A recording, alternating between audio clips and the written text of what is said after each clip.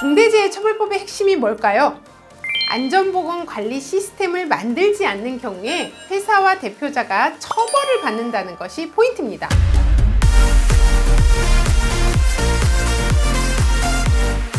안녕하세요. 아는 노무사 권미영입니다.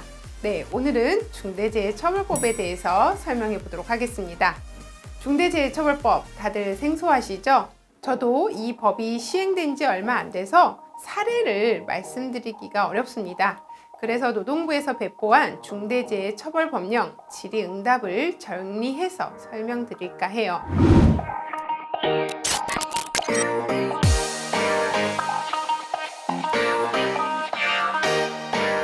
중대재해처벌법의 핵심이 뭘까요? 안전보건관리 시스템을 만들지 않는 경우에 회사와 대표자가 처벌을 받는다는 것이 포인트입니다. 중대재해처벌법의 핵심은 기업이 경영 책임자를 중심으로 안전보건관리 시스템을 만들고 실행하는 거예요. 우리 사업장에 어떤 위험 요소가 있는지 확인하고 개선하는 시스템을 만드는 거죠. 시스템은 여러 가지가 있을 수 있는데요. 예를 들어서 회사는 산업안전보건교육을 하죠. 왜 할까요? 직원들이 이 교육을 듣고 안전하게 일을 할 수 있도록 하기 위한 거죠. 위험성 평가를 합니다. 예를 들어서 제조업인지 건설업인지에 따라 위험 요소가 다르겠죠. 제조업은 끼임 사고 같은 것이 많이 발생할 거고요. 건설업은 추락 사고와 같은 것이 많이 발생할 거예요. 사업장마다 위험한 요소가 무엇인지 찾고 개선하는 겁니다. 가장 중요한 것은 기업에서 동일한 사고가 발생하지 않도록 하는 것이 중요합니다.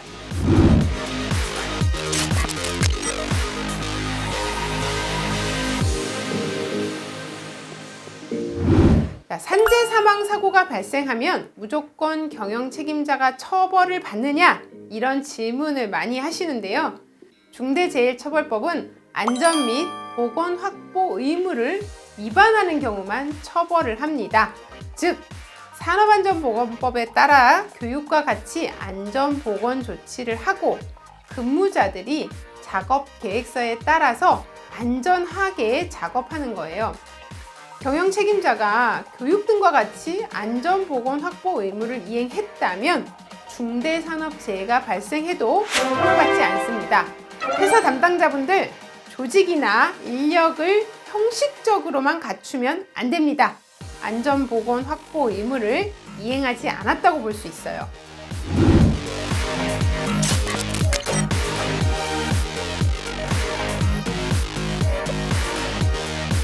회사에 안전보건 담당 이사를 선임하면 대표이사가 처벌 안 받는다, 이렇게 생각하시고 질문하시는 분들이 계셨어요. 자, 대표이사가 처벌을 안 받으려면 안전보건 담당 이사가 대표이사에 준하는 정도의 최종 의사결정권을 가지고 있으셔야 합니다. 쉽게 말씀드리면 사업 전반의 안전 및 보건에 관한 예산, 조직, 인력 등 안전보건관리 체계 구축과 이행 등에 관해서 대표이사가 정권을 주셨다, 이렇게 생각하시면 됩니다.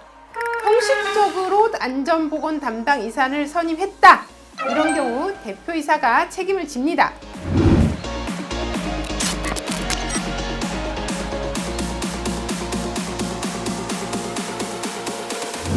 공장장, 현장 소장이 중대재해처벌법상 경영 책임자에 해당하냐? 이런 질문도 많이 하세요.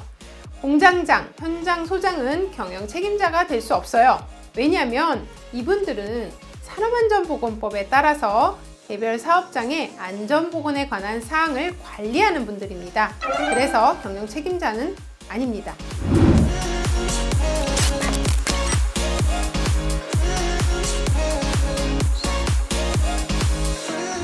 중대재해처벌법에 중대산업재해 규정이 모든 회사에 적용되는지 궁금하실 텐데요. 예를 들어서 본사가 서울에 있고 공장이 지방에 있을 수 있습니다. 지리적으로 떨어져 있어도 본사와 공장이 하나의 회사처럼 운영이 된다면 본사와 공장을 합쳐서 적용을 합니다.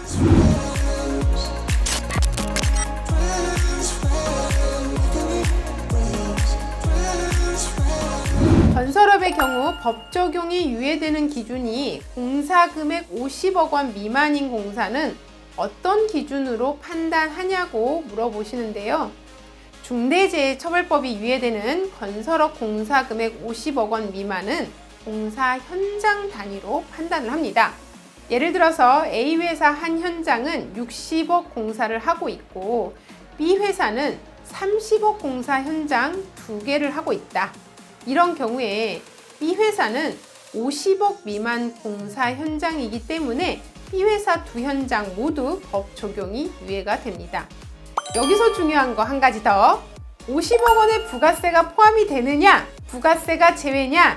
네, 부가세가 포함이다라는 점 중요합니다.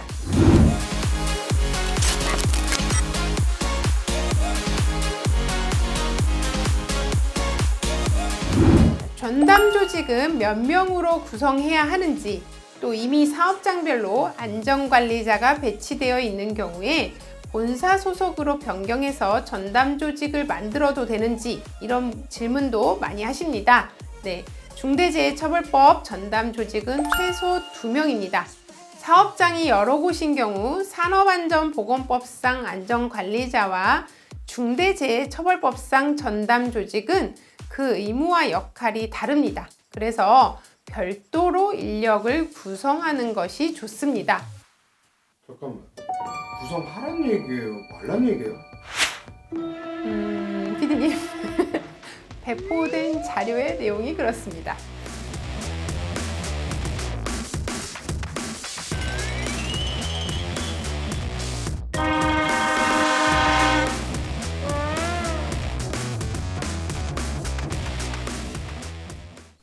안전관리자, 보건관리자 같은 전문 인력은 각 사업장에서 안전에 관한 기술적 사항에 대해서 안전보건관리 책임자를 보좌하고 관리감독자에게 지도 조언을 하는 등의 산업안전보건법에 따른 직무를 수행해야 합니다. 즉 이분들은 중대재해처벌법상 전담 조직이 아니라는 거 아셔야 합니다. 안전관리자, 보건관리자 등이 중대재해처벌법상 전담 조직 업무를 하게 되면 산안법상 직무를 수행하지 못하게 돼서 산안법 위반이 될 수 있습니다.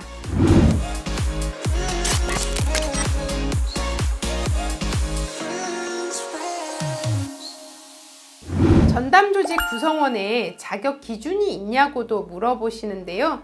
중대재해처벌법상 전담 조직의 구성원에 대해서는 별도의 자격 기준은 없습니다. 별도의 자격 기준은 없지만 안전 및 보건에 관한 업무를 할 수 있는 사람이 전담 조직 구성원이 돼야겠죠.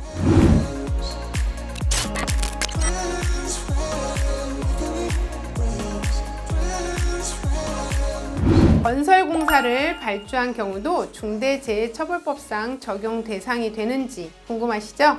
네.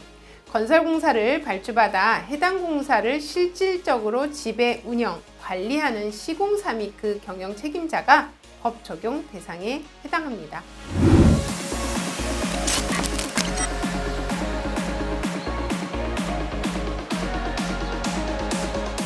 사업주나 경영 책임자 등이 법상 의무를 다했는데도 불구하고 근로자의 실수나 안전수칙 위반으로 사고가 발생했다. 이 경우에도 형사처벌을 받는지 궁금해 하시는데요. 사업주가 중대재해처벌법에 따른 의무를 다했다라면 근로자의 실수나 안전수칙 위반으로 발생한 사고는 처벌받지 않습니다.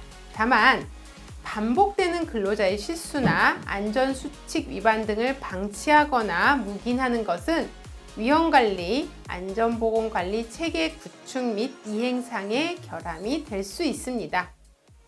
잠깐만요. 결함이란 얘기예요? 아니란 얘기예요? 네, 사실관계에 따라 다를 수 있겠죠.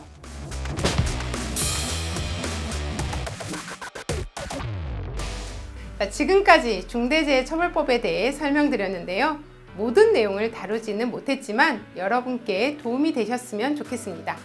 아는 노무사 구독, 좋아요 부탁드립니다. 다음 영상에서 뵙겠습니다.